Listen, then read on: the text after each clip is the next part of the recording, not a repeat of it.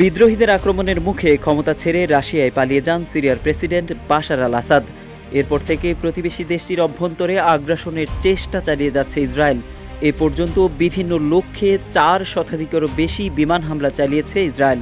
জাতিসংঘের বিরোধিতা সত্ত্বেও বাফার জোন পেরিয়ে সিরিয়ার রাজধানী দামেস্কের কাছাকাছি চলে এসেছে ইসরায়েলি সেনারা।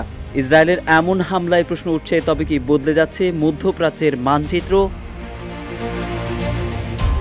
আসাদ সরকারের পতনের পর সিরিয়ায় একের পর এক সামরিক স্থাপনায় হামলা চালিয়ে আসছে ইসরায়েলি বাহিনী। 11 ডিসেম্বর পর্যন্ত 480টির বেশি হামলা চালানোর খবর জানিয়েছে তারা।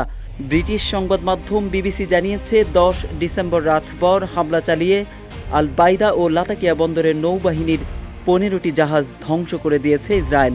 এই হামলার তথ্য স্বীকার করেছে ইসরায়েলি প্রতিরক্ষা বাহিনী আইডিএফ। আল জাজিরার এক বিশ্লেষণে বলা হয়, সিরিয়া নিয়ে ইসরায়েলের মাথা ব্যথা অনেক দিনের।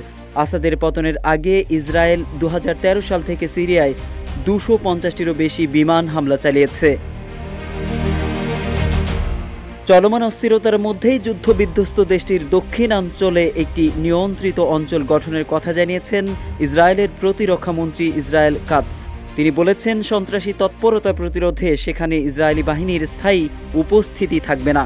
এদিকে আল জাজিরার সিনিয়র রাজনৈতিক বিশ্লেষক মারওয়ান বিশারা বলেছেন, ইসরায়েলের এমন পরিকল্পনার প্রভাব সম্পর্কে আমরা জানি, যা দেখা গেছে অধিকৃত পশ্চিম তীরে। তবে কি পশ্চিম তীরের মতোই সিরিয়া দখলে নেমেছে ইসরায়েল? এমন প্রশ্নেই উদ্বেগ বাড়ছে বিশেষজ্ঞ মহলে। বিশ্লেষকরা বলছেন, দীর্ঘদিন ধরেই ছিল এমন পরিকল্পনা ইসরায়েলের।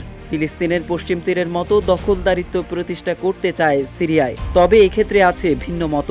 অনেকে বলছেন, চলমান অস্থিতিশীলতায় ফায়দা লুটতে চাইছে আধিপত্যবাদে বিশ্বাসী ইসরায়েল। আসাদের পতনের পর সেনা ছাউনিগুলো ও সামরিক স্থাপনাগুলোকে লক্ষ্যবস্তু করেছে ইসরায়েল। বিশ্ব নেতাদের নিন্দা ও সমালোচনা সত্ত্বেও অগ্রসর হচ্ছে গোলান মালভূমির দিকে। তবে নেতানিয়াহু প্রশাসন জানিয়েছিল, নিজেদের নিরাপত্তার স্বার্থে এ অভিযান চালাচ্ছে তারা। তবে বিশ্লেষক মেইরাফ জনশাইন বলছেন, সিরিয়ায় হামলা ইসরায়েলের কৌশলগত ও সুবিধাবাদী অবস্থানের মিশ্রণ। বর্তমানে আমরা যা দেখছি সেই পরিকল্পনা ইসরায়েল 7 অক্টোবরের পরেই করেছিল। অস্থিতিশীলতার গন্ধ পেলে সেখানে সম্পৃক্ত হয়ে নিজ স্বার্থ হাসিল করা ইসরায়েলের পুরনো কৌশল। তবে ইসরায়েলের কৌশলের বিষয়ে দ্বিমত রয়েছে ইসরায়েলি রাষ্ট্রবিজ্ঞানী ওরি গোল্ডবার্গের। তিনি বলেন, সিরিয়ায় ইসরায়েল যে হামলা চালাচ্ছে তা দেশটির নতুন নিরাপত্তা নীতি অনুযায়ী হচ্ছে। তার মতে, সিরিয়ায় ইসরায়েলের হামলার পিছনের বড় কারণ দেশটিতে চলমান বিশৃঙ্খলা। এর আগে নেতানিয়াহু জাতিসংঘ সাধারণ পরিষদের অধিবেশনে ভাষণ দেওয়ার সময় 2টি মানচিত্র দেখিয়েছিলেন, যেখানে ছিল না ফিলিস্তিন। সে সময়ও ইস্যুটি আন্তর্জাতিক মহলে তুলেছিল ঝড়। সেই নীলনকশা বাস্তবায়নে মাঠে নেমেছে ইসরায়েল। কেউ কেউ বলছেন, ইসরায়েল বরাবরই আগ্রাসী রাষ্ট্র, তাই নির্দিষ্ট পরিকল্পনা নয়, বরং বিশৃঙ্খলার সুযোগ নিচ্ছে নেতানিয়াহু।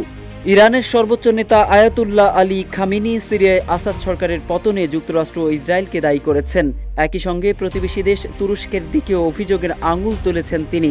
ইরানের রাষ্ট্রীয় সংবাদ সংস্থা তাসনিমের প্রতিবেদন অনুযায়ী খামেনি বলেছেন, সিরিয়ায় যা ঘটেছে তা এক যৌথ মার্কিন জায়নিস্ট পরিকল্পনার ফল।